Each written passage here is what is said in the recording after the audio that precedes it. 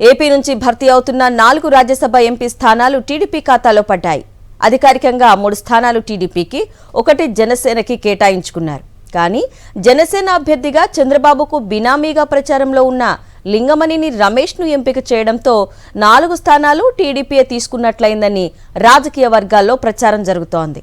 కూటమి పొత్తులో భాగంగా 4 టీడీపీకి 2, జనసేన 1, బీజేపీ చెరొక స్థానం పంచుకోవాల్సి వచ్చింది.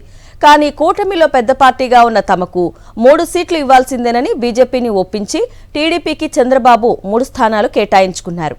గతంలో భర్తీ అయిన 4 స్థానాల్లో బీజేపీ 2 తీసుకోవడంతో మిగిలిన 1 స్థానాన్ని జనసేనకు కేటాయించేలా చక్రం తిప్పారు.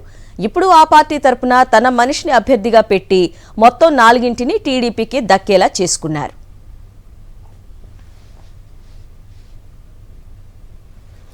లింగమనేని రమేష్ ప్రస్తుతం పవన్ కళ్యాణ్తో సన్నిహితంగా ఉంటున్నా నిజానికి ఆయన చంద్రబాబు సొంత మనిషిగా బినామీగా పేరు పడ్డారు. ప్రస్తుతం చంద్రబాబు నివసిస్తున్న ఉండవల్లి కరకట్ట నివాసం ఆయనదే. రమేష్ దాన్ని చంద్రబాబుకు బహుమతిగా ఇచ్చారనే ప్రచారం ఉంది. టీడీపీ జనసేన పొత్తు కుదిరాక పవన్ కళ్యాణ్తో సైతం రమేష్ అత్యంత సన్నిహితంగా ఉంటున్నారు. ఈ నేపథ్యంలోనే ఆయన్ను తమ పార్టీ తరపున రాజ్యసభకు పంపాలని పవన్ నిర్ణయించారు. రమేష్ జనసేన తరపున చంద్రబాబు జేబులో ఎంపీ మనిషేననే అభిప్రాయాలు వ్యక్తమవుతున్నాయి. చంద్రబాబు వ్యూహం ప్రకారమే రమేష్ జనసేన తరపున రాజ్యసభ రేసులోకి వచ్చినట్లు సమాచారం.